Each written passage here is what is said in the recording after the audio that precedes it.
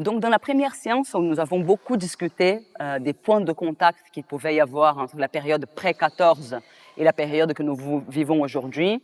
Nous avons aussi essayé d'expliquer de façon synthétique quel était en fait le caractère de la Première Guerre mondiale et quelles étaient en fait les raisons qui avaient conduit en fait les principales bourgeoisies à l'échelle du monde à la boucherie mondiale. Et nous avions expliqué que la cause fondamentale, c'est en fait que le capitalisme, dans en fait sa phase impérialiste, vit une contradiction très forte entre le développement des forces productives et le cadre dans lequel ces forces productives sont amenées en fait à se développer, c'est-à-dire en fait le cadre des États nationaux.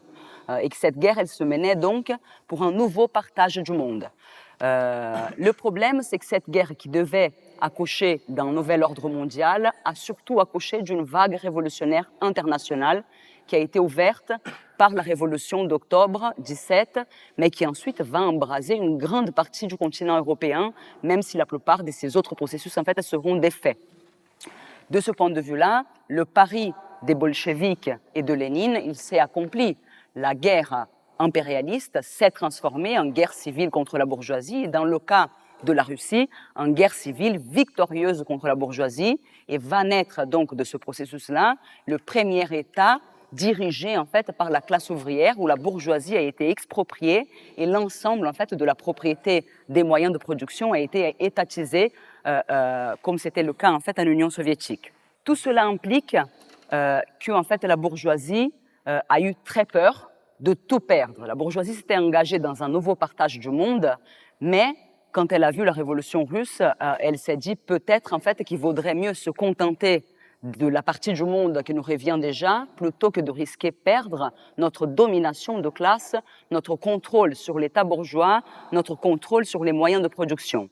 Donc d'une certaine façon, la Première Guerre mondiale se termine non pas parce que les contradictions qui l'avaient engendrée avaient été résolues, mais parce que la bourgeoisie était terrorisée par la perspective de la révolution. Et ça va impliquer donc que ces contradictions irrésolues vont devoir se résoudre d'une façon ou d'une autre. Et c'est pour ça que très très vite, les marxistes en fait vont prévoir une deuxième guerre mondiale parce qu'ils voyaient d'ores et déjà en fait que les contradictions auxquelles la première en fait répondait n'étaient pas résolues. Mais plus grave que ça, d'une certaine façon, le résultat de la Première Guerre mondiale, il a aggravé les choses dans la mesure en fait où la paix qui a été la paix de l'après-guerre, c'est-à-dire en fait la paix de Versailles, impliquait une humiliation majeure des vaincus de la guerre et en particulier de l'Allemagne. Je ne sais pas en fait si l'ensemble des camarades présents en fait ont une vision un petit peu en fait de qu'est-ce que c'était concrètement en fait la paix de Versailles, le traité de Versailles qui a été imposé à l'Allemagne, mais ça impliquait une perte de 15% de leur territoire. Donc, ils sont rentrés dans la guerre pour essayer d'avoir en fait davantage de territoire. Ils en ont perdu 15% de leur territoire en fait métropolitain. Ils ont été privés de toutes leurs colonies qui n'étaient déjà pas très nombreuses. Ils ont, en plus de ça, été empêchés de développer en fait leur armée au-delà d'un seuil minimal. Et en plus de ça, ils ont été en fait condamnés par le traité de Versailles à payer les réparations de guerre, payer en fait l'ensemble de la reconstruction du continent qui avait été détruit par la guerre. Cette situation va créer une situation de crise et de souffrance inouïe pour l'ensemble des masses allemandes et qui va devenir le terreau favorable sur lequel en fait le nazisme va convaincre une partie des masses de son projet et de la nécessité d'une revanche du peuple allemand. À partir de 1929, les camarades, les choses vont s'accélérer brutalement.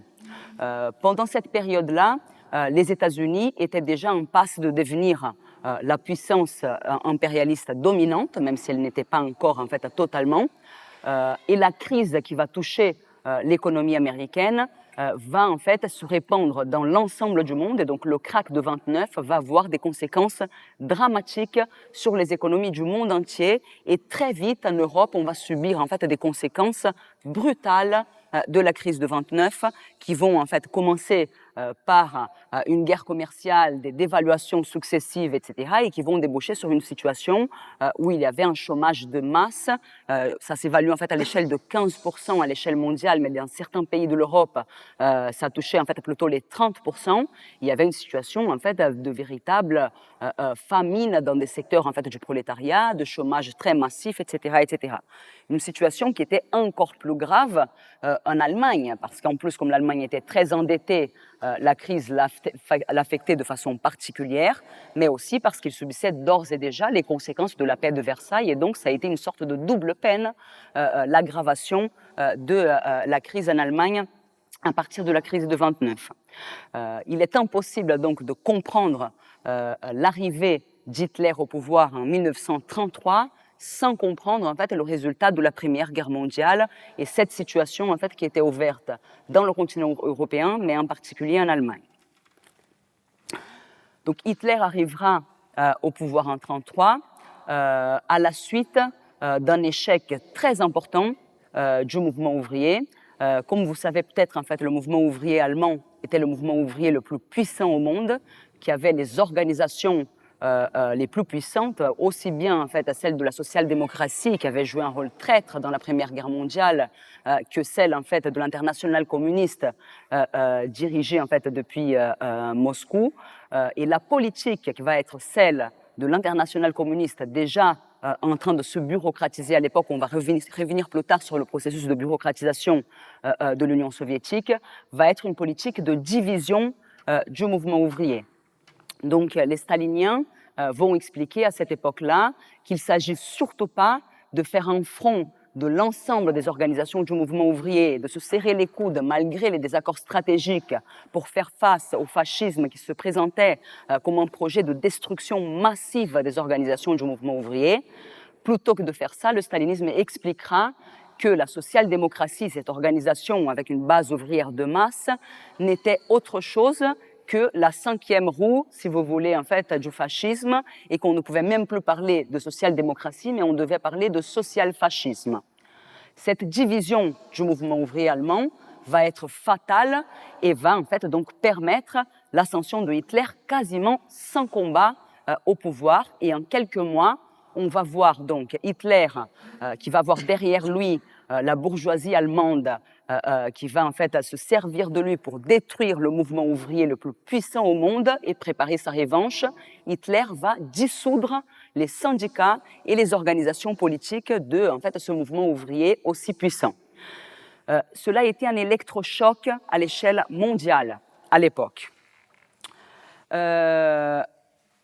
Donc nous voyons bien dans quelle mesure la situation de l'entre-guerres, les contradictions irrésolues, mais aussi l'accélération qu'a représentée la crise de 29 ont créé des pressions à une forme en fait de radicalisation sur la droite, et on discute beaucoup de ça, non, de en fait la radicalisation à droite, le nazisme, le fascisme, mais la réalité c'est que pendant ces années-là, ce à quoi on va assister, ce n'est pas une simple radicalisation à droite de la situation, mais à une double radicalisation à gauche et à droite.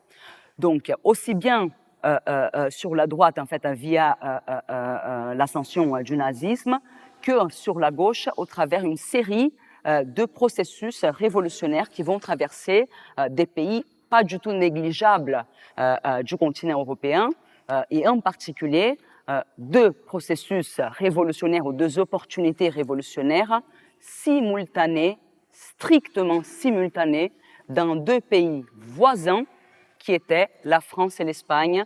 Et c'est en fait la grande opportunité ratée de 36-37, les processus qui sont connus en fait comme les processus des fronts populaires ou en fait de la guerre civile espagnole, etc. Pour ne pas vous faire souffrir pendant 2 heures, on va résumer un petit peu en fait ce passage de l'introduction, c'est-à-dire en fait je ne vais pas vous raconter la Révolution espagnole et en fait le Front populaire de 36 parce qu'il est impossible, ce serait en fait trop synthétique et en fait ça prendrait trop de temps. Nous avons en fait mis dans la bibliographie deux formations qui chacune en fait se consacre à un de ces deux processus, un podcast sur la Révolution espagnole et en fait une formation vidéo que j'ai assurée à la dernière Université d'été de Révolution permanente qui est disponible sur la chaîne YouTube des formations de RP. Donc si ça vous intéresse après, vous pouvez les consulter et étudier davantage en fait ces deux processus passionnants. Donc pour aller en fait à une synthèse très synthétique de qu'est-ce qui s'est passé dans ces deux pays, donc on va commencer en fait autour de l'année 36, mais en fait la première chose qu'on peut dire, c'est qu'on va vivre dans ces deux pays une situation d'affrontement ouverte entre les tendances à la révolution et à la contre-révolution, entre le fascisme et la révolution. Cet affrontement, en fait, il va prendre des formes différentes selon les deux pays. Donc, en France, la réalité, c'est que en fait, le déclencheur premier de la séquence qui va déboucher sur 36, c'est la tentative en fait de coup d'État. Il y a une discussion pour savoir en fait jusqu'où il voudrait aller véritablement, mais en tout cas en fait la manifestation très radicale et démonstrative, etc. Une espèce en fait de mini putsch des ligues fascistes en février 34. Cette démonstration des fascistes va pousser à une radicalisation du mouvement ouvrier et le mouvement ouvrier va imposer à ces organisations qui étaient encore en train de suivre la même ligne que le PC allemand en 1933, c'est-à-dire la division du mouvement ouvrier. Ils avaient même divisé le mouvement ouvrier d'un point de vue syndical. Chacune des grandes organisations du mouvement ouvrier à l'époque, les SFIO d'un côté et le PC de l'autre, avait en fait sa propre CGT, avec la CGTU en fait qui était dirigée par le PC comme en fait un syndicat rouge à l'époque. Et les masses vont avoir en fait un instant très fort du besoin d'unité. Ils vont imposer l'unité à leur direction. Donc dans les manifestations qui sont appelées pour en fait contrer la tentative des fascistes, les ouvriers, alors même que leur direction donnait des rendez-vous dans des points différents pour des manifestations séparées, vont converger à des manifestations communes et vont donc imposer par la base l'unité.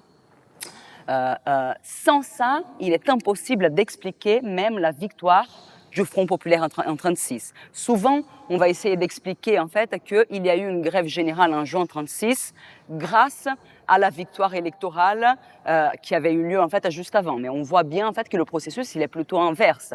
C'est le processus de radicalisation de la classe ouvrière, le fait d'avoir poussé à l'unité, qui va en quelque sorte en fait faire que ces directions vont plus tard essayer de chevaucher ce processus-là en transformant ce qui était un front unique des organisations du mouvement ouvrier dans un front de conciliation de classe avec une partie de la bourgeoisie incarnée par le Parti radical. On y reviendra. Et dans le cas espagnol, les choses elles sont déroulées de façon un peu différente. Un processus qui avait commencé bien plus tôt, au tout début des années 30, qui avait fait déjà chuter la monarchie, qui était passé par 2 ans de reflux et qui va en fait repartir offensivement en 36, qui va pousser à une victoire d'un front populaire aussi donc en Espagne en février. Cette victoire du Front populaire va en fait générer une réaction des secteurs les plus réactionnaires de l'armée et donc c'est en fait une partie majoritaire de l'armée espagnole qui va déclencher dès juillet une véritable guerre civile contre en fait les travailleurs et contre en fait le camp républicain. Le deuxième point de contact donc, entre ces deux processus, c'est que nous parlons dans les deux cas de fronts populaires. Ces deux fronts populaires, en fait, ils avaient beaucoup de points en commun. Le premier point en commun, c'est que c'était, comme je disais, des fronts de conciliation de classe, c'est-à-dire que ce n'étaient pas des fronts des organisations du mouvement ouvrier seulement, mais ça incluait des secteurs de la bourgeoisie, dans des proportions inégales. Trotsky dira qu'en Espagne, le Front populaire s'était fait avec l'ombre de la bourgeoisie, parce que le secteur avec lequel en fait, ils vont faire un front, c'est un secteur très minoritaire de la bourgeoisie, une bourgeoisie en fait, d'une nationalité opprimée en Espagne, comme c'est le cas de la Catalogne, etc. Alors même qu'en France, le Front populaire, il est fait avec la chair, les os, le cerveau et tout de la bourgeoisie. Le Parti radical était sous tout sauf un parti marginal. C'était un parti bourgeois impérialiste central du régime qui, en fait, co-dirigeait le régime avec la droite depuis des années et des années. Donc, de ce point de vue-là, en fait, une conciliation de classe encore plus marquée que dans le cas espagnol. Ces deux formations-là vont avoir, en fait, comme point commun le fait de dissoudre les revendications du mouvement ouvrier dans un programme minimal acceptable par la bourgeoisie. Donc, quand on vous raconte que en fait, le programme du Front populaire, c'était les 40 heures et les congés payés, on vous ment, les camarades. Tout ça, ce n'était pas dans le programme du Front populaire. Cela a été arraché par la grève qui s'est déclenchée après l'élection. Et en fait, par ailleurs, ça a été voté, y compris par les formations de droite, ce qui montre en fait que toute la bourgeoisie a été d'accord pour lâcher ces grandes concessions pour éviter quelque chose de beaucoup plus dangereux pour elle, c'est-à-dire le risque que en fait, cette grève générale ne devienne une véritable révolution qui conteste le pouvoir de la bourgeoisie sur les moyens de production et sur l'État. Ces formations vont donc jouer un rôle qui est celui de précisément empêcher que ces processus-là puissent arriver à leur terme, c'est-à-dire que ceux qui clairement se pointaient comme des processus révolutionnaires puissent, et dans le cas espagnol y compris comme une révolution ouverte, vous verrez si vous regardez la formation après, qu'en Catalogne, en fait, il y avait un contrôle ouvrier sur la quasi-totalité des services, les télécommunications, il y avait un début de réforme agraire, d'expropriation des terres, il y avait véritablement un processus révolutionnaire en cours. Le rôle des deux fronts populaires, ça va être de limiter cette radicalité et de la ramener, la canaliser dans en fait le cadre des institutions capitalistes, dans le cadre des institutions du régime. Cela va se faire en fait de façon différente selon les cas, mais dans aucun des cas, les gouvernements en fait se sont privés, y compris de formes de violence contre le mouvement ouvrier radicalisé.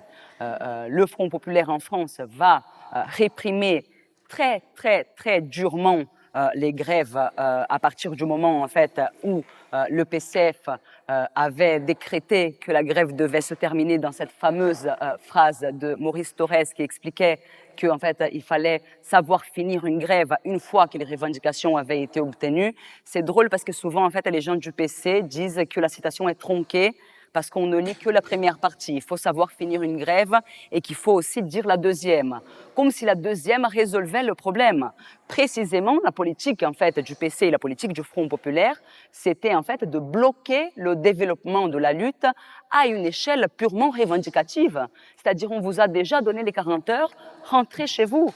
Alors même en fait qu'il y avait la possibilité, aussi bien en France qu'en Espagne, que ce processus puisse déboucher sur une véritable révolution qui arrache bien plus que les congés payés et les 40 heures, qui arrache en fait la direction de la société tout entière. Pour être un petit peu plus précise en fait sur le rôle du stalinisme là-dedans, même si on va revenir un petit peu après sur les raisons profondes qui les ont conduits, en quelque sorte en fait les processus de 36-37 vont être une véritable école d'une intervention contre-révolutionnaire des partis communistes à l'échelle européenne et en particulier en France et en Espagne.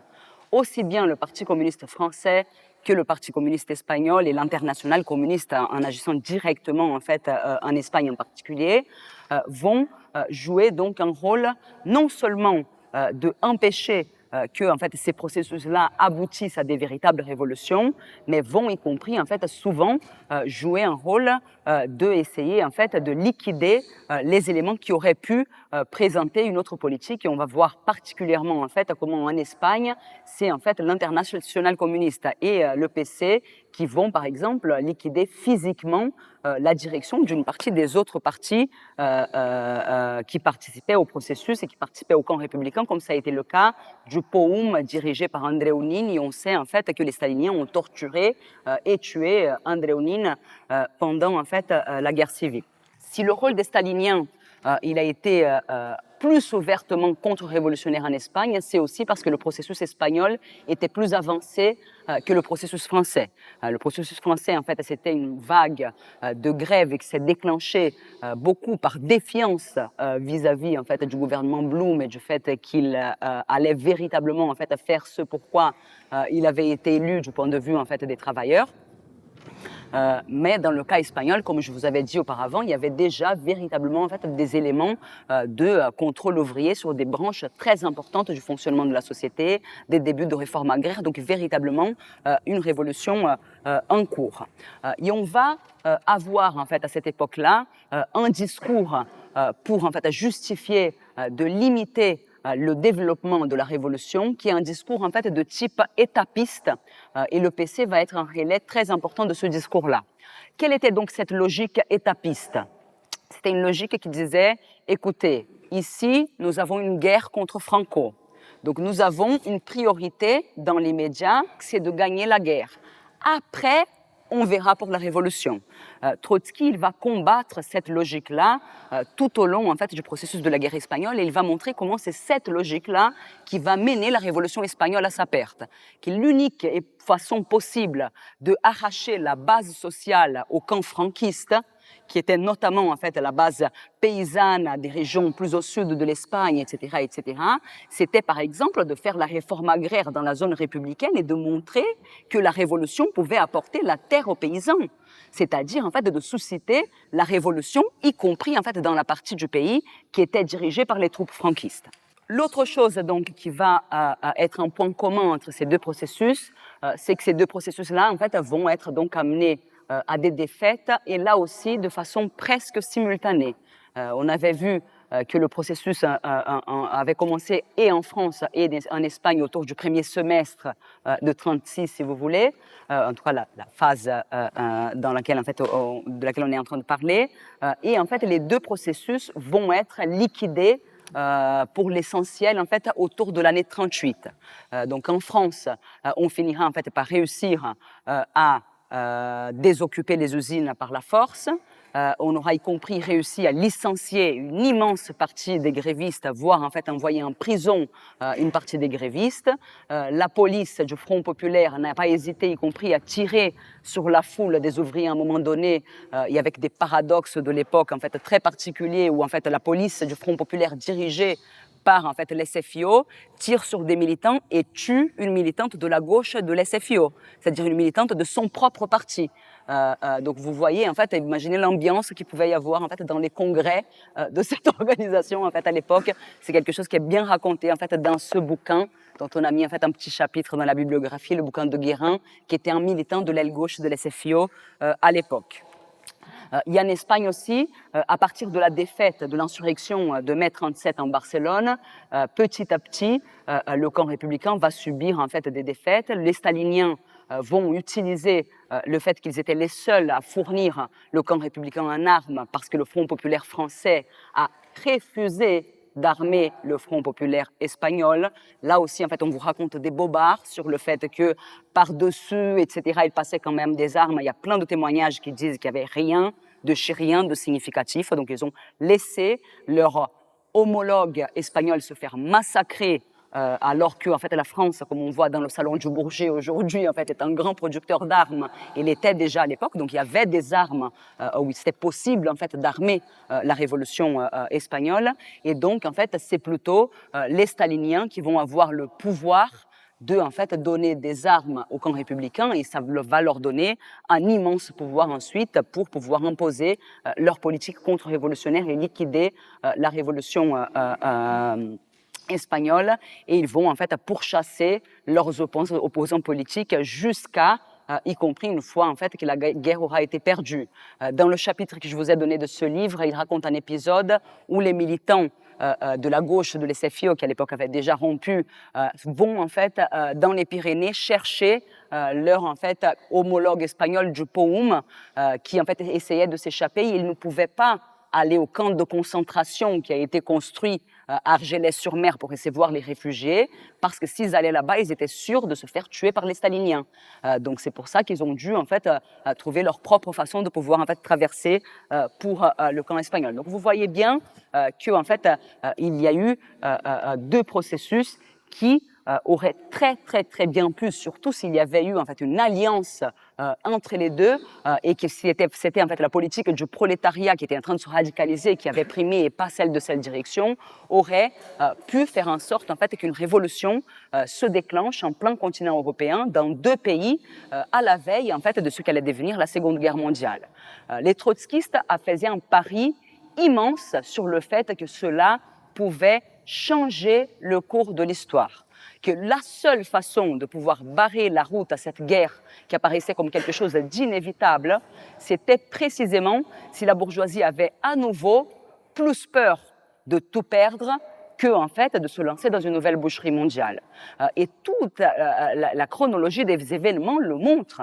La bourgeoisie ne s'est pas lancée dans la Seconde Guerre mondiale tant qu'elle n'a pas été sûre d'avoir écrasé les processus espagnols et français. Elle a temporisé jusqu'à ce moment-là. Et c'est seulement à partir donc de 1938 que les préparatifs plus ouverts vont se déclencher en fait pour lancer la Seconde Guerre mondiale. Maintenant, les camarades, comment ça se fait que ces partis communistes qui étaient donc en fait les héritiers, soi-disant, de la révolution d'octobre 17, qui étaient membres d'une internationale communiste, qui était une internationale révolutionnaire qui a été fondée en 2019, seront amenés, si peu de temps après, à jouer un rôle ouvertement contre-révolutionnaire vis-à-vis des possibilités qui s'ouvraient en fait dans d'autres pays du continent européen. Pour cela, on est obligé de faire une petite digression et d'expliquer un petit peu qu'est-ce qui s'était passé en Union soviétique après la révolution de 17. Je vais essayer en fait de le faire synthétiquement. La première chose en fait qu'il faut savoir, c'est que cette grande vague révolutionnaire qui a été déclenchée à partir de la révolution de 17 a été très majoritairement défaite dans une grande mesure parce que dans la plupart des pays où en fait la révolution est arrivée un peu par contagion, il n'y avait pas une direction révolutionnaire aussi trempée et aussi forte que celle du parti bolchevique en Russie. Donc on va voir par exemple dans un pays aussi important que l'Allemagne, pas une, mais deux révolutions en 18 et en 23. Ce qui montre, les camarades, par ailleurs, que le pari des bolcheviks est de se dire on lance une révolution dans le maillon faible de la chaîne capitaliste, mais ça peut, par effet contagion, devenir une révolution de l'ensemble du continent, c'était pas un pari fou. Ce contagion, il a existé, même si, en fait, ces processus ont été défaits. En plus donc de cette défaite et de cet isolement de la révolution en Russie, la bourgeoisie internationale et les classes dominantes qui avaient été délogées du pouvoir en Russie ne vont pas en fait se laisser faire aussi facilement que ça, et elles vont donc déclencher à partir de 1919 une guerre civile contre le pouvoir bolchevique qui va durer jusqu'à 21. Au total, en fait, ce sont les armées de 14 pays impérialistes qui ont donc simultanément envahi la Russie, qui venait de sortir de la Première Guerre mondiale, d'une révolution qui n'avait pas d'armée. Et malgré tout ça, avec en fait la force de la volonté d'un peuple qui était en train en fait de faire sa révolution, ils gagneront la guerre civile et en fait le pouvoir bolchevique va pouvoir se maintenir à partir de 21. Mais cela n'a pas été en fait sans coup. La situation qui existait dans le pays, en fait, à la sortie de la guerre civile, était une situation épouvantable. On estime, par exemple, que la ration moyenne d'un ouvrier de l'Union soviétique à cette époque-là n'était pas très différente de la ration alimentaire moyenne des camps de concentration nazis, c'est-à-dire à peu près 100 calories par jour. Il y avait en fait des morts de famine. Il y a même des cas, en fait, de, par exemple, un dirigeant du comité central du parti bolchevique dont le fils est mort de faim au cours de la guerre civile. Ce qui montre, y compris qu'à cette époque-là, en fait, la bureaucratisation n'existait pas encore et que les dirigeants du parti vivaient encore la même vie que les ouvriers et subissaient donc les mêmes maux, y compris en fait la possibilité d'avoir des proches qui sont morts de faim. Et donc, une situation d'isolement de la révolution, une situation en fait de souffrance très importante pour les masses. Tout ça, ça va créer en fait des conditions particulières en Union soviétique et qui en quelque sorte en fait vont expliquer la bureaucratisation. Il faut ajouter quand même à cela quelques éléments supplémentaires. Le premier, c'est que en fait Lénine, qui était quand même en fait un leader très important de la révolution, avait beaucoup d'autorité, etc. Il va tomber malade et mourir en fait relativement vite après, en janvier 24, et qu'il n'était pas le seul à être mort pendant ce temps. La réalité, c'est qu'une partie très importante de l'avant-garde ouvrière qui avait fait la révolution avait disparu physiquement pendant la guerre civile. Donc cet ensemble de conditions vont créer en Union soviétique à l'époque en fait des conditions défavorables pour les idées révolutionnaires. C'est sur cette base-là, en quelque sorte, que le stalinisme va asseoir son pouvoir. Donc le stalinisme va déclencher à partir de 24 une lutte politique féroce contre les trotskistes, et contre Trotsky en particulier. Il va en fait revivre, en sortant de leur contexte, des vieilles polémiques de Trotsky contre Lénine pour commencer à présenter Trotsky comme un menchevique, etc., etc. Mais il va surtout commencer à expliquer qu'alors que Trotsky, c'est un fou qui veut en fait mener le peuple russe dans une révolution permanente et donc dans une guerre permanente, lui, Staline, propose de se calmer et de construire le socialisme dans un seul pays, donc le socialisme en Union soviétique. Et d'une certaine façon, après des souffrances inouïes, après en fait autant d'années de guerre, etc., ce discours-là, en fait, il a trouvé un écho dans un secteur des masses qui voulait un peu de paix, un peu de tranquillité. Il y a un texte de Trotsky que moi j'adore, en fait, qui essaye de faire des généralisations sur les tendances à la contre-révolution qui surgissent de la révolution elle-même, qui s'appelle Thèse sur révolution et contre-révolution. Il était dans la bibliographie du cycle sur Trotsky, je crois, sur la théorie de la révolution permanente, où il explique en fait que toute révolution engendre presque automatiquement des formes de contre-révolution ou des tendances à la contre-révolution.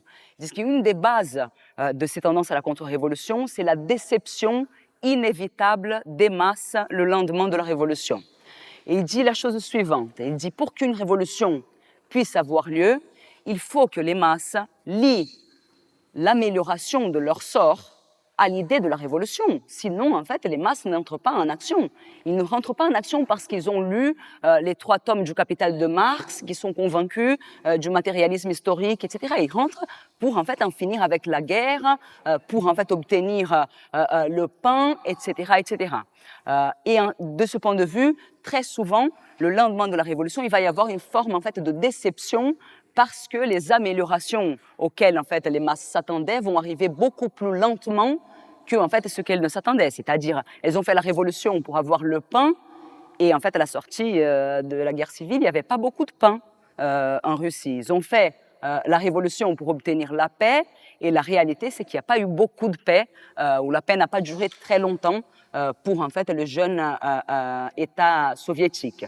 Et donc c'est sur cette base-là que en fait Staline, qui avait joué un rôle beaucoup moins important dans la révolution, Trotsky était en fait le chef militaire de la révolution, qui avait dirigé l'armée rouge, va quand même, en fait Staline va réussir quand même à isoler Trotsky, y compris en fait à l'expulser du parti, va commencer à mener des calomnies qui expliquent qu'il est un allié de l'impérialisme, un allié d'Hitler, etc., etc. plus tard. Mais avant ça, en fait, il va donc être expulsé à la fois du parti et ensuite de l'Union soviétique. Et à partir de la fin des années 20, Trotsky va vivre donc en exil en extérieur de l'Union soviétique.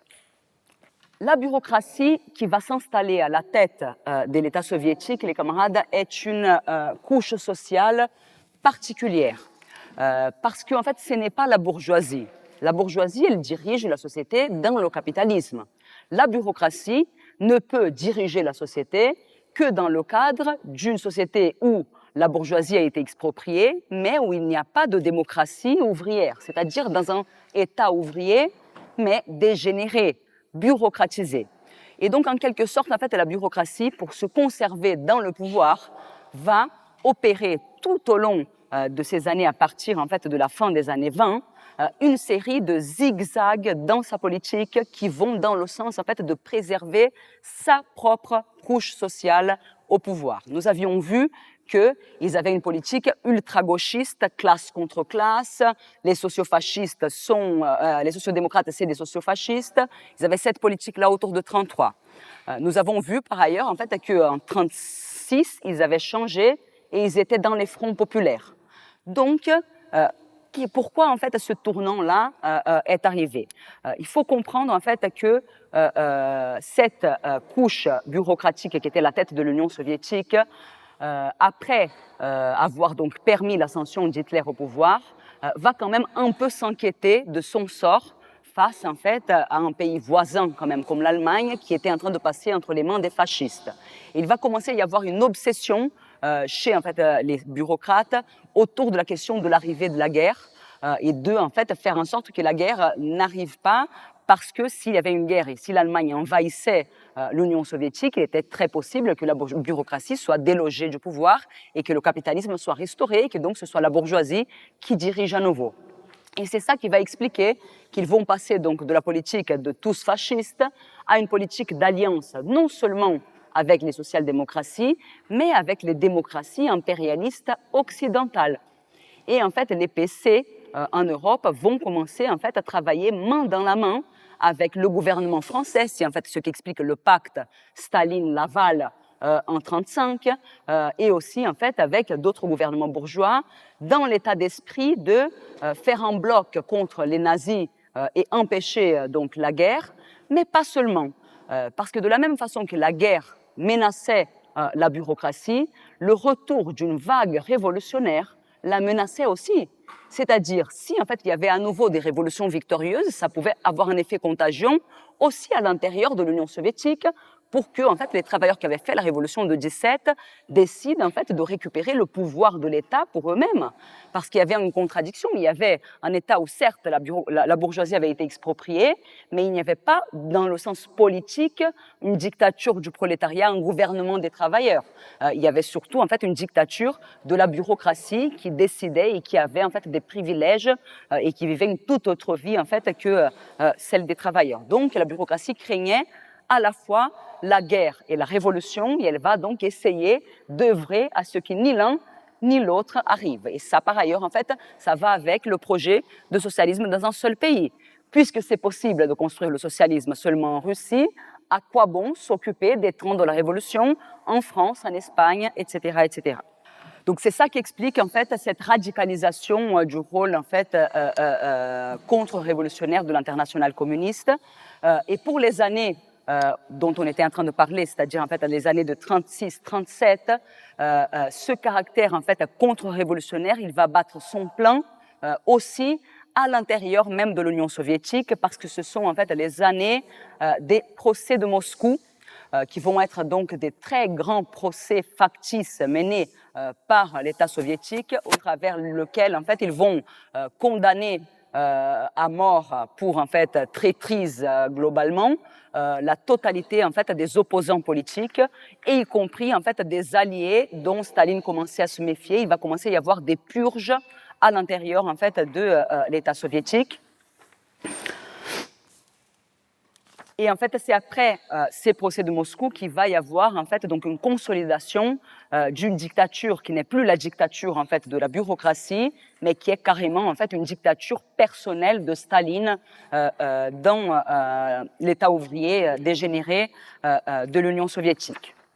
Pour tous ceux qui essayent en fait d'expliquer en gros que le ver était dans le fruit, en gros, en fait, ce qui s'est passé en Union soviétique après, avec le stalinisme, etc., n'était que la conséquence logique de la révolution bolchevique, et qu'il y aurait donc une continuité entre le léninisme et le stalinisme. Moi, je voudrais vous donner une donnée qui, moi, en tout cas, en fait, me semble répondre bien à la question. Vous savez combien de membres du parti bolchevique en 17 étaient encore vivants en Union soviétique et pas en prison en 1937? Un seul, et il s'appelait Staline. Tous les autres, ils étaient déjà soit morts, soit en prison, soit dans le goulag, soit en exil. C'est-à-dire, s'il y avait autant de continuité, pourquoi avoir fait autant de vide autour de lui? Ça montre bien en fait qu'il n'y a pas de continuité. Au contraire, il a fallu se débarrasser de tous les véritables acteurs de la révolution pour pouvoir en fait mener cette contre-révolution interne qui était la dégénérescence stalinienne. Pour en fait terminer cette première partie, je voulais vous dire deux choses. La première, c'est que si dans le cas de la Première Guerre, on s'était beaucoup intéressé au fait que la guerre impérialiste puisse devenir guerre civile contre le capitalisme, guerre civile contre la bourgeoisie, guerre révolutionnaire. Vous voyez que pendant toutes ces années, il y a une forme d'inversion de la formule dans en fait la pensée des révolutionnaires. C'était plutôt en fait de penser avant que la guerre n'arrive comment la révolution peut empêcher la guerre, et on voit très bien en fait que la révolution pouvait empêcher la guerre, qu'une révolution victorieuse simultanée dans deux pays importants comme la France et l'Espagne aurait fait tache d'huile dans le continent européen et aurait fait réfléchir 10 fois la bourgeoisie avant de donner des armes entre les mains de ces travailleurs qui, en fait, certainement les retourneraient contre leurs propres généraux, pour reprendre la formule des internationalistes pendant la Première Guerre mondiale. Cela montre, les camarades, que même si nous voyons qu'il y a des tendances qui vont dans le sens de la préparation d'une nouvelle boucherie mondiale, il n'y a pas de place pour le fatalisme. C'est-à-dire, on n'est pas en fait condamné à vivre une troisième guerre mondiale. Il y a encore pour nous aussi une possibilité de se sauver, et cette possibilité, en fait, elle repose sur des révolutions victorieuses. Et pour que des révolutions victorieuses il y ait, il faut qu'il y ait des partis révolutionnaires préparés. Et bon, c'est pour ça qu'on est en train, en fait, de faire ce qu'on est en train de faire là. Mais je veux dire, en fait, par exemple, que nous sommes très opposés à la logique d'une organisation, par exemple, comme Lutte ouvrière, qui a un discours en fait plutôt fataliste, qui est déjà en train d'annoncer la Troisième Guerre mondiale et qui explique noir sur blanc dans ses textes de congrès que comme une victoire révolutionnaire est très improbable avant le début de la guerre, eux, de toute façon, ils se préparent déjà pour accompagner les travailleurs au front. C'est-à-dire en fait à condamner d'avance la possibilité en fait qu'une révolution puisse barrer la route vers la guerre. Pour entrer en fait dans la deuxième partie de ce topo, il y a en fait plusieurs grandes discussions qui vont traverser la Seconde Guerre mondiale. Nous, en fait, les marxistes, nous considérons que la Seconde Guerre mondiale, comme la première, était d'abord et avant tout une guerre interimpérialiste, c'est-à-dire une guerre dans laquelle en fait il y avait une situation, comme on disait avant, en fait irrésolue, une puissance en fait décadente comme l'Angleterre, en fait qui ne pouvait plus diriger le monde comme avant, qui était en train de se faire dépasser même sur le terrain militaire, d'être menacée en fait de perdre ses colonies et qui était en perte de vitesse par rapport à l'émergence des États-Unis, une puissance immense comme l'Allemagne du point de vue industriel, qui était empêchée par le traité de Versailles de pouvoir déployer son économie, une France qui avait un rôle surdimensionné dans en fait, la direction de la Société des Nations, etc., par rapport à son poids économique, et un volcan au bord de l'irruption, que c'était les États-Unis, qui étaient en train de devenir en fait la puissance dominante, mais qui n'avait pas encore cette place-là en fait dans le jeu des nations. Donc de ce point de vue-là, les raisons qui conduisent à la Seconde Guerre mondiale, elles sont en fait très proches des raisons qui ont conduit à la première, avec une raison supplémentaire qui les unissait tous. C'est que tous ces bourgeois qui étaient en fait affrontés entre eux, ils avaient un intérêt commun, c'est-à-dire en fait barrer l'Union soviétique de la carte et restaurer le capitalisme, et ensuite ils verraient qui allait en fait prendre les territoires, quoi. Mais barrer l'Union soviétique de la carte et effacer pour toujours cette image d'une révolution victorieuse qui s'empare du pouvoir et qui, malgré la politique stalinienne, apparaissait encore en fait comme un avatar de la possibilité de la révolution en Europe. Néanmoins, ce n'est pas du tout comme ça que cette guerre est présentée. Non, vous qui avez fait votre scolarité en France, je pense en fait que vous savez mieux que moi que cette guerre, en fait, elle est présentée comme une guerre entre la démocratie et le fascisme, qu'il y avait un camp démocratique de la liberté et un camp de la barbarie fasciste. Il va y avoir même, en fait, des historiens qui se revendiquent du marxisme comme Hobsbawm, qui vont expliquer que la Seconde Guerre mondiale était une guerre d'un côté des héritiers des Lumières, donc l'Union soviétique et des démocraties occidentales, et de l'autre, en fait, les agents de la barbarie. Cette explication-là, elle a un grand avantage pour la bourgeoisie, c'est qu'en fait, elle permet de recouvrir la boucherie mondiale de drapeaux qui apparaissent comme un peu plus désirables. Il vaut mieux, c'est plus sympa de lutter pour la liberté et contre le nazisme que de lutter pour de nouvelles colonies, un nouveau partage du monde. Ça passe mieux, surtout en fait dans un contexte où en fait il y avait encore une mémoire de la Première Guerre mondiale. C'est pas en fait comme maintenant, ça paraît comme un fait lointain. Les anciens combattants, ils traînaient encore avec leurs jambes amputées dans les rues des capitales européennes. Donc en fait, il fallait bien en fait avoir des arguments forts pour convaincre à nouveau les masses de se lancer dans une boucherie mondiale. Et cette discussion en fait d'une guerre entre deux régimes va être en fait un des arguments centraux. Cependant, il y avait tout de même en fait un problème qui était un problème nouveau, c'est-à-dire en fait pendant la Première Guerre mondiale, il n'y avait pas encore les régimes fascistes. Donc, on avait dit qu'il y avait deux problèmes nouveaux, les régimes fascistes et l'Union soviétique. On va surtout se concentrer sur les régimes fascistes et passer plus vite après sur la question de l'Union soviétique qui est moins d'actualité parce que l'Union soviétique n'est plus. Mais bon, on va quand même en fait parler un petit peu. Mais en fait sur la question donc du fascisme.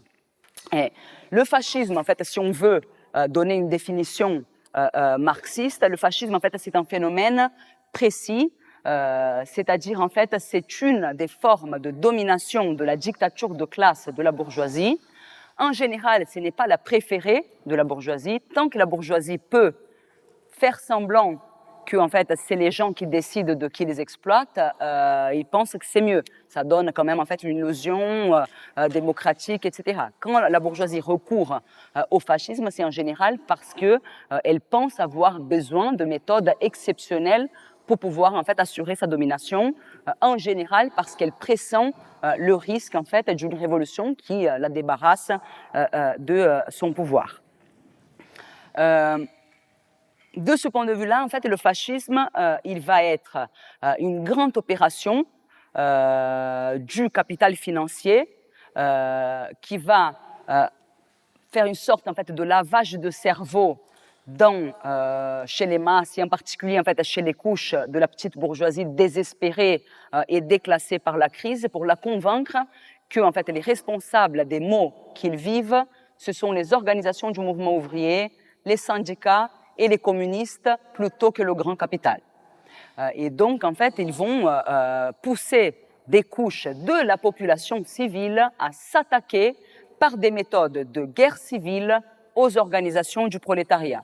Comme vous voyez, en fait, aujourd'hui, on a un peu tendance à utiliser le mot fascisme pour un peu tout et n'importe quoi, mais pour, en fait, Trotsky et les révolutionnaires, en tout cas à l'époque, ça, en fait, dénominait ce phénomène très précis qui était, pour Trotsky, l'ultime arme de la bourgeoisie pour essayer de conserver sa domination de classe avant que la révolution n'arrive.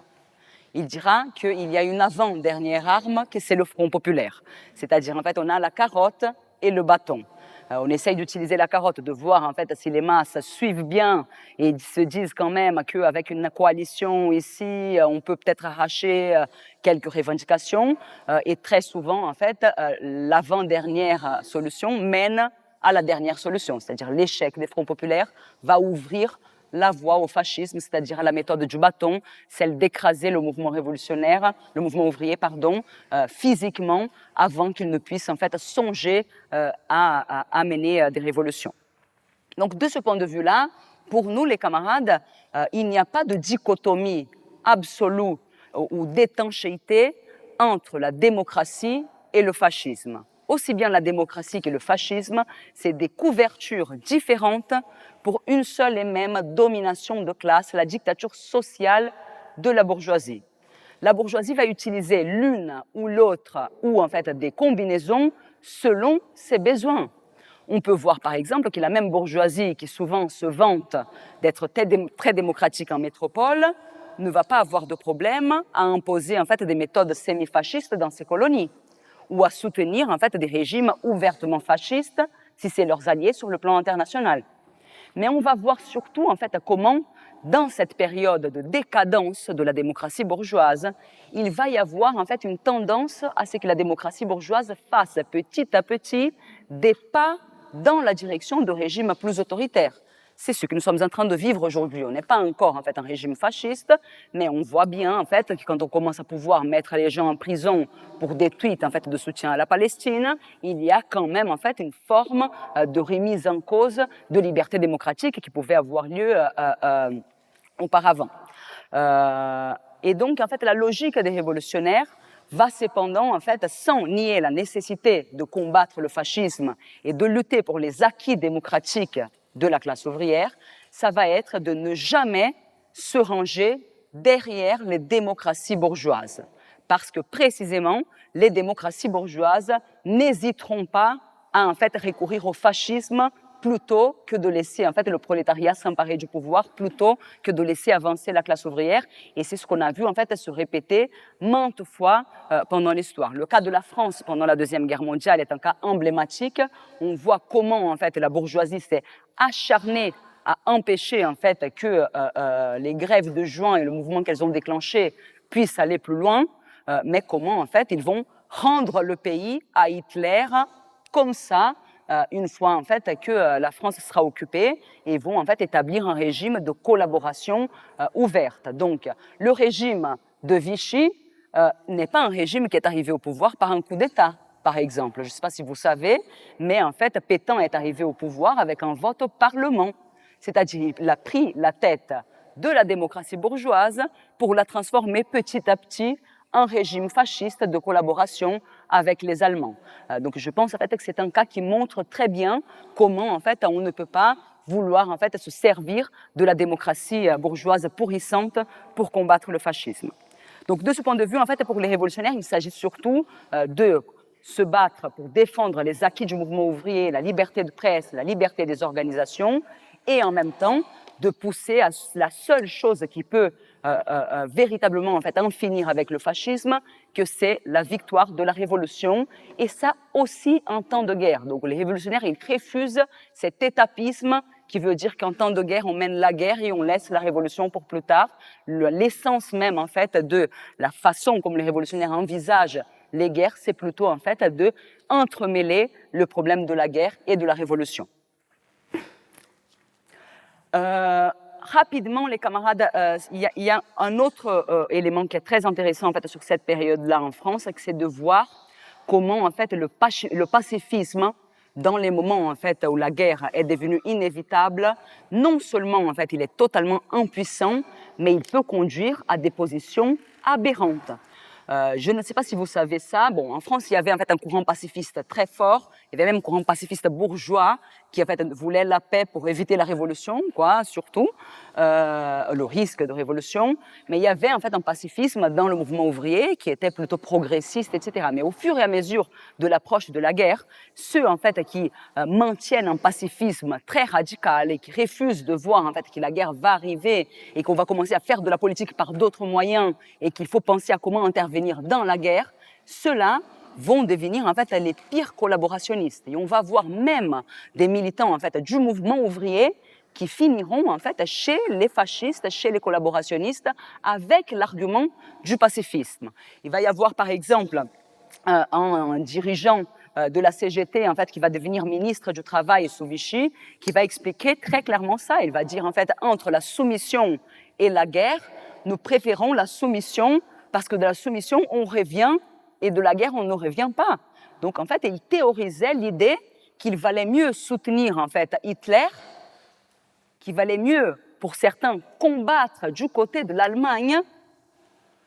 Il y a en fait le cas très emblématique de en fait un mec qui a été par ailleurs en fait maire de cette ville qui s'appelait Doriot, qui était l'aile gauche du PC en fait dans les années 30, et que le mec il va finir par diriger une brigade de soldats français volontaires qui vont combattre du côté de l'Allemagne dans la guerre. Ça, c'était en fait c'est comment on finit les vrais pacifistes en fait de la France à l'époque. Donc je pense que ça donne beaucoup de leçons aussi pour comprendre en fait, y compris quand nous en fait les camarades on combat l'antimilitarisme, nous on combat le militarisme impérialiste. Nous, on n'est pas pacifiste, on n'est pas contre les armes en général. Et en fait, on pense qu'il y a des moments où la politique en fait se mène par d'autres moyens qui sont des moyens armés et dans lesquels en fait les révolutionnaires que ce soit pour faire la révolution ou que ce soit pour intervenir dans la guerre, doivent eux aussi en fait recourir aux armes. Et je pense que si vous avez lu le petit texte en fait sur la politique militaire prolétarienne qui était dans la bibliographie, il y a un bon exemple en fait de comment en fait Trotsky va penser ces questions une fois précisément en fait que la guerre est devenue inévitable. Comme vous voyez, en fait, il y a une logique dans le marxisme en fait, qui est très opposée à cette idée d'une guerre entre des régimes. Donc on va considérer du point de vue du marxisme que ce qui va déterminer l'attitude des révolutionnaires face en fait, à une guerre, ce n'est pas le régime qui règne dans les deux pays, mais c'est le caractère de l'État. Donc savoir par exemple s'il s'agit d'États impérialistes ou d'États en fait opprimés. C'est par exemple toute la discussion autour de notre position dans le conflit palestinien, etc., etc. On peut aussi en fait discuter de la même chose vis-à-vis du conflit en Iran, par exemple. Nous rejetons de toutes nos forces le régime iranien, qui est un régime contre-révolutionnaire, qui a écrasé l'héroïque révolution iranienne de 79. Mais néanmoins, dans un conflit qui oppose en fait l'Iran, qui est un pays dépendant, à en fait l'avatar de l'impérialisme et du colonialisme dans la région, qui est Israël et maintenant aussi les États-Unis, notre camp, il est choisi. Nous prenons en fait la défense de l'Iran en toute indépendance de son régime. Si en fait vous voulez plus étudier cette question, il y a là aussi en fait une formation entièrement dédiée. Je crois qu'on ne l'a pas publiée celle-là. On a fait une formation là-dessus aussi, mais pour des questions de sécurité, on ne l'a pas publiée à l'époque. Parce qu'on ne pouvait pas dire tout ce qu'on pense. Donc, cette question-là, elle est fondamentale et cette même logique, elle va en fait intervenir dans la question de savoir quelle devait être l'attitude des révolutionnaires face à l'Union soviétique. Donc, pour Trotsky, ce qui va primer, c'est en fait le caractère de l'État, c'est-à-dire le fait que c'est un État où la bourgeoisie a été expropriée et non pas le caractère du régime, c'est-à-dire la dictature personnelle, bureaucratique de Staline qui menait une politique contre-révolutionnaire.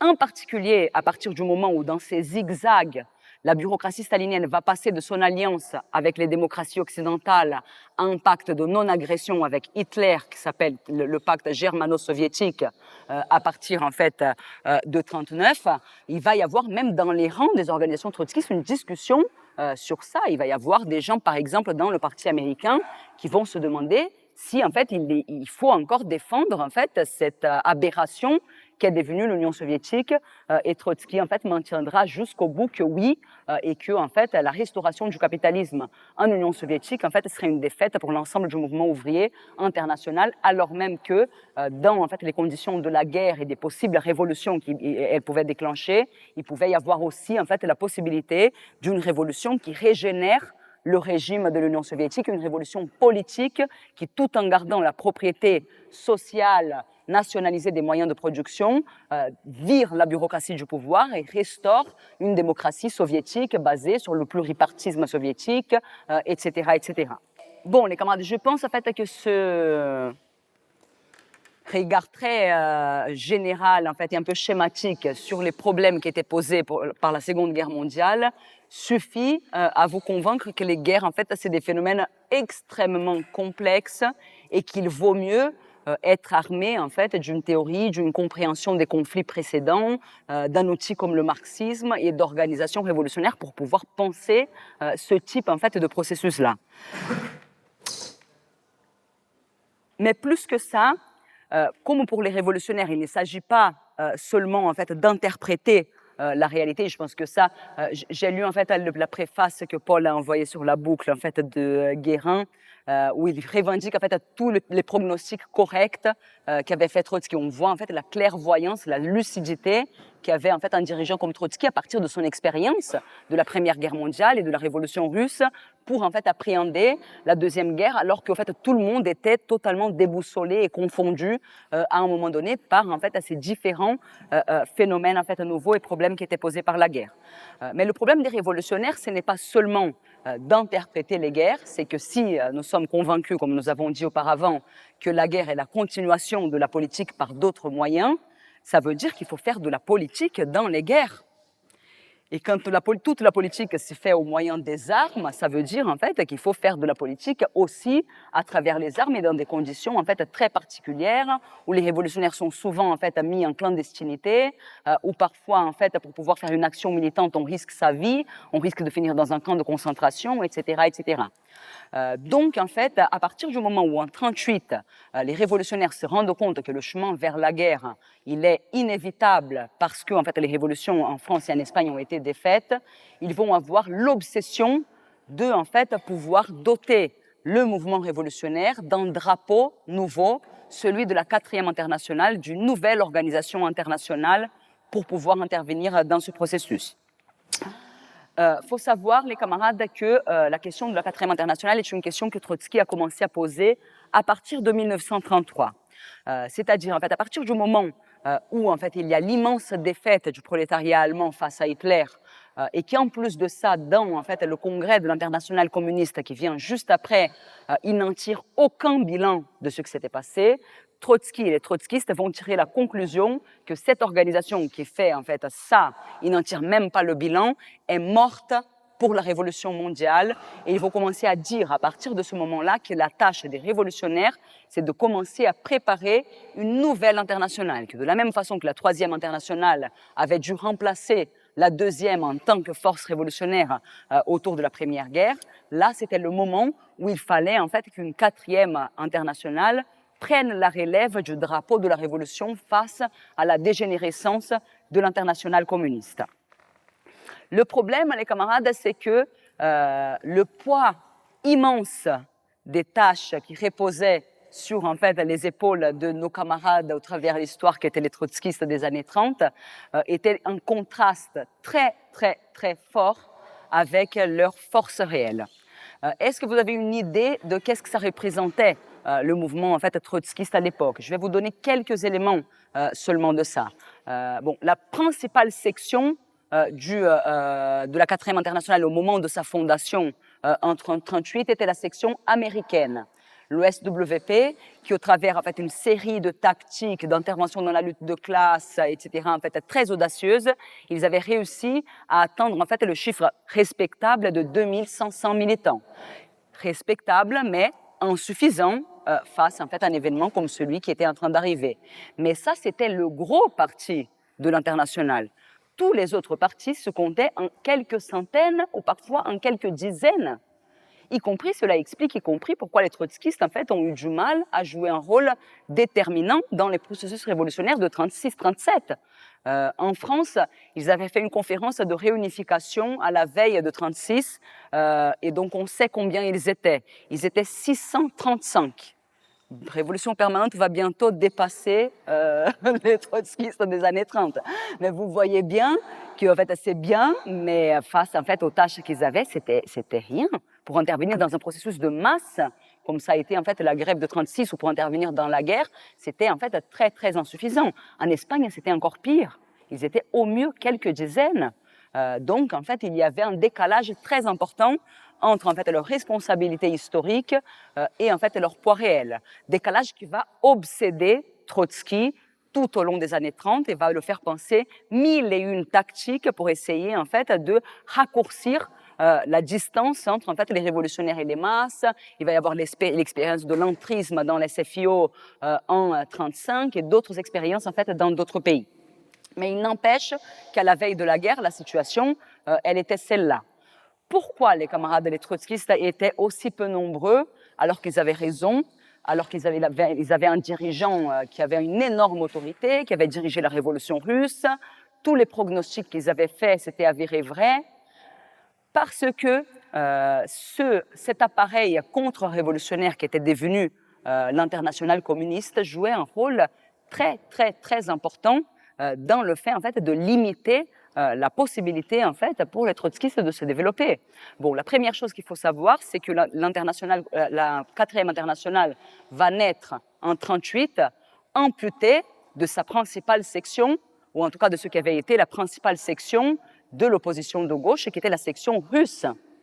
Parce qu'après les procès de Moscou, la totalité des militants trotskistes en Union soviétique avaient été condamnés avait été envoyé au goulag, il avait été fusillé dans ce qu'on appelait la terrible année 38 dans les goulags. Si vous avez regardé la bibliographie, nous avons mis dans la bibliographie complémentaire un texte que moi personnellement je considère un petit bijou, qui est un témoignage sur en fait les trotskistes dans les camps du stalinisme, en fait, dans le goulag, et comment en fait ils ont fait de la politique jusqu'au bout. Ils étaient en fait persuadés qu'ils allaient mourir, ils étaient déjà morts.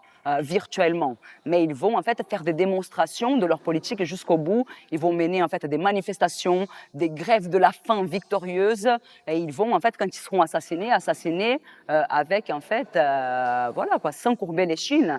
Il y a plein de témoignages qui disent qu'ils chantaient l'Internationale en fait au moment où il allait se faire fusiller, mais en fait la réalité de l'Internationale était aussi la réalité en fait d'un courant qui était en fait pourchassé par en fait une force importante qui, au nom de la Révolution d'octobre, en utilisant en fait l'autorité de la Révolution d'octobre, poursuivait les militants trotskistes en les accusant d'être des agents de l'impérialisme, des agents d'Hitler, d'avoir empoisonné des villes entières, etc., etc. Et malheureusement, cette chasse aux trotskistes, elle ne va pas se limiter à l'Union soviétique.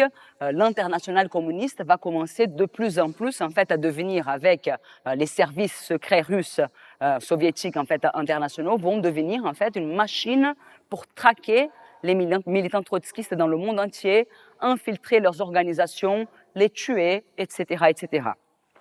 Par exemple, en 1938, quand les trotskistes sont en train de préparer la conférence de fondation de la 4e internationale qui a eu lieu en banlieue parisienne en septembre 1938, il y a eu seulement dans l'année 1938 2 militants trotskistes qui meurent dans des circonstances suspectes. La première, il y a un doute sur le fait de savoir si c'était un assassinat ou non, c'est le cas du fils de Trotsky, qui va mourir des suites d'une appendicite dans une clinique dirigée par un informateur des services soviétiques et qui lui avait été conseillé par un camarade qui était lui-même infiltré des services soviétiques. Donc ça laissait une marge en tout cas pour douter, mais il y a discussion sur ça. Mais en tout cas, dans le cas du jeune militant allemand Rudolf Clement, qui était un militant qui militait en France, parce qu'il était arrivé avec Trotsky en France en 1933, et qui était le principal organisateur de la conférence. Il va tout simplement en fait, disparaître mystérieusement au mois de juillet, en laissant une lettre qui était en fait de toute évidence une fausse lettre dans laquelle il rompait avec Trotsky et expliquait que Trotsky était un agent de l'impérialisme. Et ensuite, en fait, on va trouver un mois après, à peu près, en fait, 2 sacs avec ses dépouilles sans sa tête, flottant en fait sur la Seine. Et là, pour le coup, en fait, on a des preuves. À l'époque, le PC français a voulu en fait brouiller les pistes, a dit non, il était à Perpignan, donc ça peut pas être lui parce que la fausse lettre, avait été envoyée depuis Perpignan. Donc ils ont essayé, l'humanité a essayé en fait de brouiller les pistes, mais des années plus tard, il y a en fait une autobiographie d'un agent stalinien qui dit que non seulement on sait qui a tué Rudolf Clement, mais en fait qu'ils ont été décorés par le stalinisme pour cet acte de bravoure.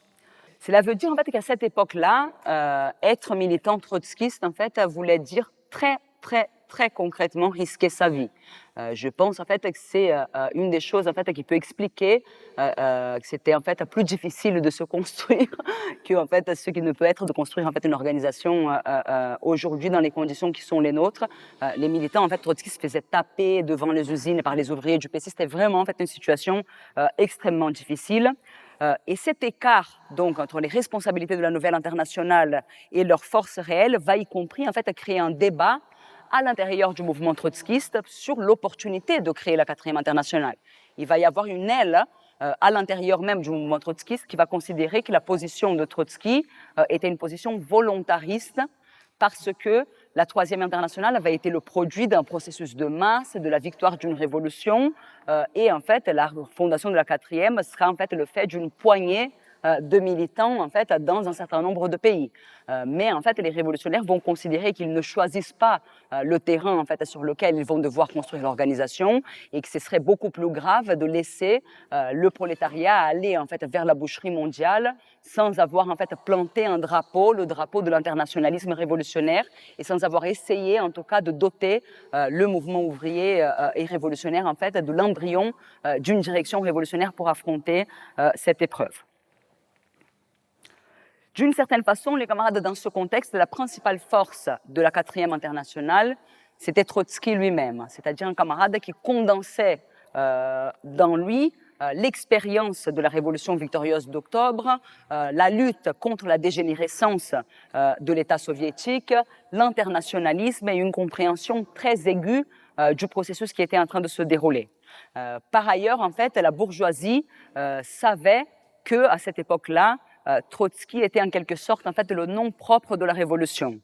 Il y a en fait un épisode qui est très connu de cette époque-là, en fait un dialogue entre un ambassadeur français en Allemagne appelé Coulondre et Hitler lui-même, où en fait cet ambassadeur dans le dialogue dit à Hitler: mais tu sais, Führer, que le vainqueur de la guerre, ça peut quand même être Trotsky. Il essaie en fait de l'alerter des risques de la guerre. Et Hitler lui répond: oui, je sais.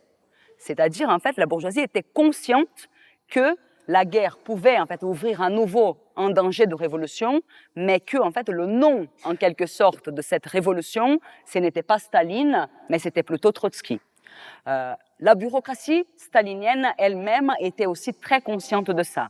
Donc, à la fois, la bourgeoisie et les staliniens faisaient le pari que, en fait, si Trotsky n'était plus là, les jeunes militants trotskistes seraient beaucoup plus en difficulté pour pouvoir, en fait, jouer un rôle déterminant dans la guerre. Et c'est pour ça que la bureaucratie stalinienne va employer des efforts, en fait, démesurés pour, en fait, liquider physiquement Trotsky dans son exil au Mexique. Si, en fait, vous n'avez pas lu encore, il y a un roman qui est excellent, en fait, sur cet épisode, qui est L'homme qui aimait les chiens, où en fait on va raconter depuis le début la préparation des agents, comment on les convainc, etc., pour essayer en fait d'aller éliminer Trotsky, y compris en impliquant parfois des personnages connus. La première tentative d'assassinat contre Trotsky est menée par Siqueiros, qui était un peintre muraliste méga connu au Mexique et qui n'hésite pas, proche du PC, et qui n'hésite pas à se salir lui-même les mains pour en fait tenter d'assassiner Trotsky. L'assassinat il sera en fait un échec, mais quelques mois plus tard, en fait, Ramón Mercader, un militant en fait espagnol qui avait été entraîné dans le rôle contre-révolutionnaire du stalinisme en Espagne entre 36 et 37, va lui en fait réussir à infiltrer la maison de Trotsky et planter en fait un pic à glace dans sa tête et le tuer. Après, en fait, on découvrira, y compris que la moitié des employés de la maison étaient des agents staliniens, la cuisinière, etc. C'était en fait extrêmement compliqué de fuir, en quelque sorte, en fait, la machine des services secrets staliniens à cette époque-là. C'est pour ça que Trotsky va être obsédé à la fin de sa vie. Il se considère déjà lui aussi en quelque sorte condamné sur le fait de transmettre le plus possible en fait son expérience, sa méthode d'analyse de la réalité, mais aussi en fait un drapeau et un programme pour les jeunes générations de révolutionnaires qui allaient être amenés à en fait affronter la guerre. Et ce drapeau, c'est le drapeau de la 4e internationale, et ce programme, c'est le programme de transition en fait qui sont jusqu'aujourd'hui plus de presque 100 ans après encore en fait des guides pour les révolutionnaires que nous sommes.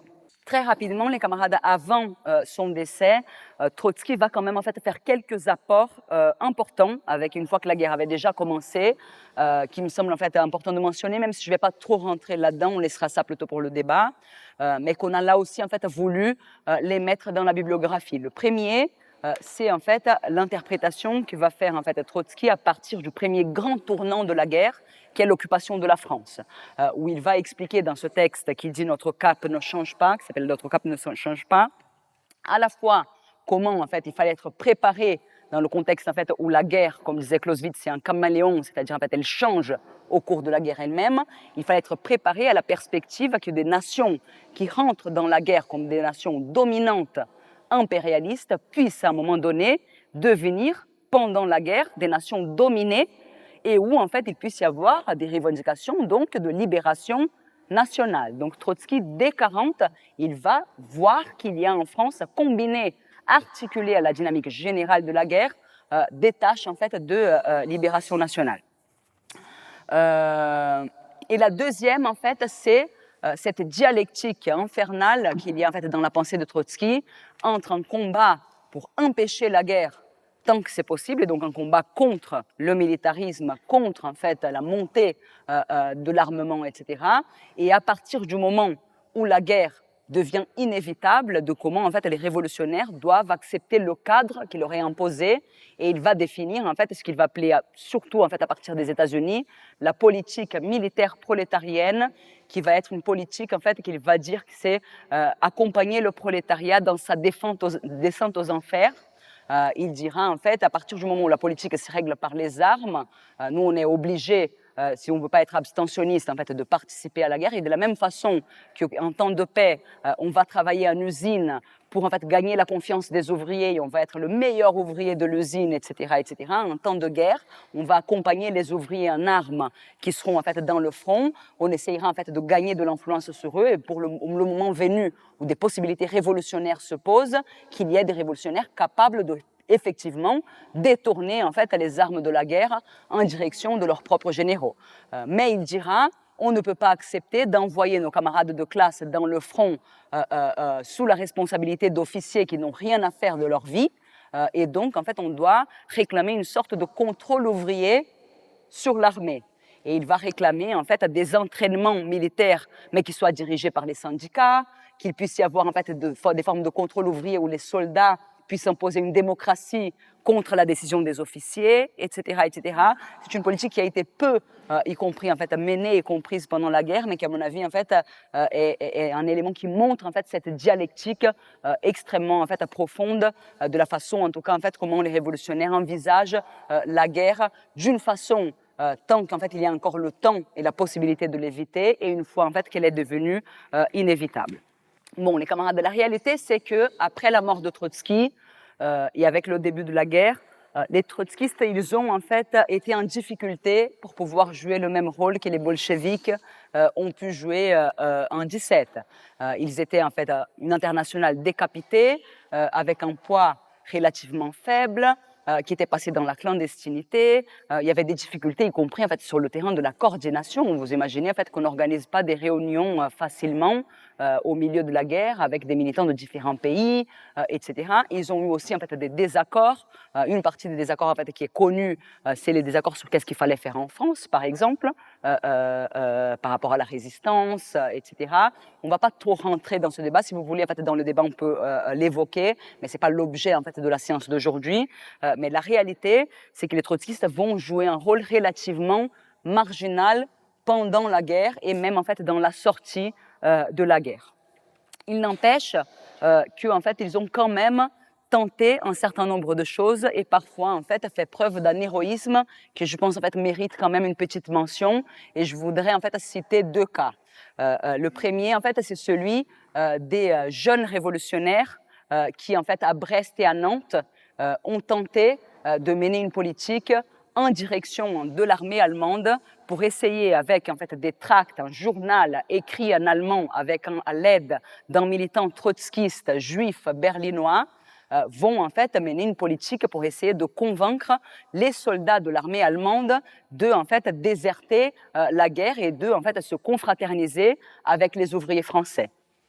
Ce journal s'appelait en fait Travailleurs et soldats.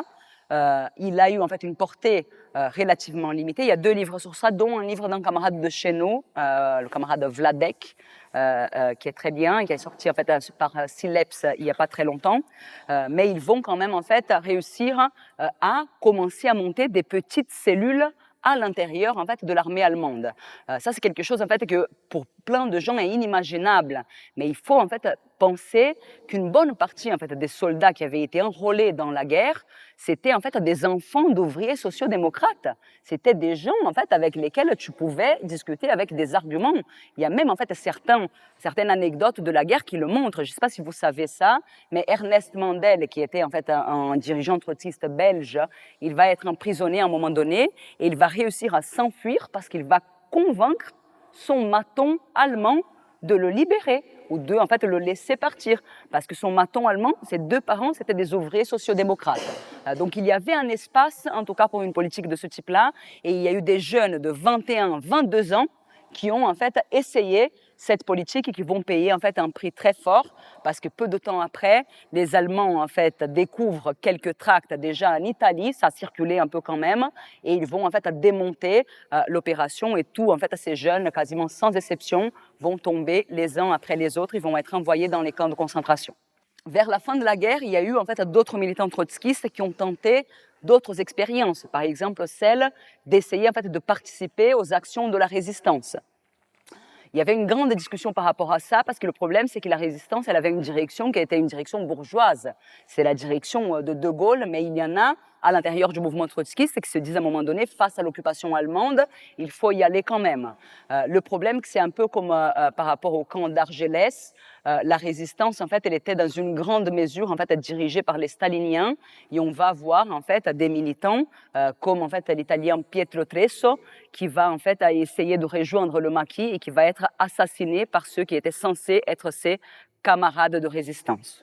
Bon, les camarades, pour essayer, en fait, de finir et de lancer le débat entre nous.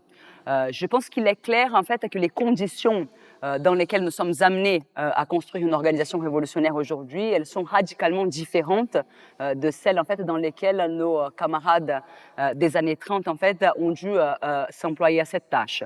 Je pense qu'on peut en fait, constater que la disparition de l'immense appareil contre-révolutionnaire qui était le stalinisme nous laisse aujourd'hui beaucoup plus en fait, de liberté, de possibilités, d'intervention dans le mouvement ouvrier. Personne pour l'instant ne risque sa vie pour militer, etc. etc. Mais les choses, en fait, elles ne sont pas que dans un sens. Avec la disparition en fait du stalinisme et avec l'absence de révolution victorieuse depuis en fait plusieurs décennies, il y a aussi en fait un recul très important de la conscience de classe, une fragmentation croissante du prolétariat, à la fois en fait un éclatement, y compris en différentes entreprises, secteurs, etc., mais y compris un recul très important du sentiment même en fait d'appartenance à une même classe sociale, quelque chose qui était en fait très très fort dans les années 30. Donc ça veut dire que nous avons des conditions en quelque sorte en fait plus faciles pour l'instant, mais nous avons en fait un travail aussi plus ardu à accomplir parce qu'il s'agit y compris de en fait reconstituer une conscience de classe dans les conditions en fait qui sont les nôtres, et pour cela dans une situation où toute l'idéologie dominante va dans le sens de l'éclatement de la classe, de faire disparaître l'idée même de classe, de faire croire que la classe ouvrière a disparu, l'existence d'une organisation révolutionnaire est un élément fondamental de cette reconstruction de la conscience de classe et d'organisation révolutionnaire pour l'avenir. D'une certaine façon, en fait, nous avons une chance, c'est que nous avons encore un peu de temps, les camarades, parce que la bourgeoisie se prépare à la guerre, mais elle aussi, elle va avoir besoin d'un peu de temps, parce que en fait, le néolibéralisme n'a pas préparé les esprits pour une nouvelle guerre mondiale. Le néolibéralisme a préparé en fait, des individus mous et individualistes sans aucun esprit d'héroïsme, ce qui aujourd'hui pose un problème, y compris pour la bourgeoisie. Il l'oblige en fait à devoir faire aussi un changement dans les esprits, d'où en fait toute la politique vis-à-vis en fait, de l'école, de la mise au pas de la jeunesse, etc. Ce temps qui nous est laissé est un temps précieux. Et si nous voulons, en fait, à notre façon, rendre hommage à ces militants, en fait, qui ont laissé leur vie pour nous laisser un drapeau et un programme pour les prochaines guerres et pour les prochaines révolutions. Je pense qu'on devrait en fait utiliser au mieux ce temps et que le meilleur hommage qu'on pourrait leur rendre, ce serait en fait d'arriver le mieux préparé possible et mieux préparé qu'eux aux prochains grands affrontements, en fait, que ce soit aux prochaines révolutions ou aux prochaines boucheries mondiales. Je pense en fait que cela doit renforcer beaucoup notre conviction dans ce que nous sommes en train en fait d'essayer de construire aujourd'hui en France, mais aussi à l'échelle internationale avec la fraction trotskiste, et que ça devait être aussi un argument de poids pour que les camarades qui ne sont pas encore militants de Révolution permanente de l'FT le deviennent.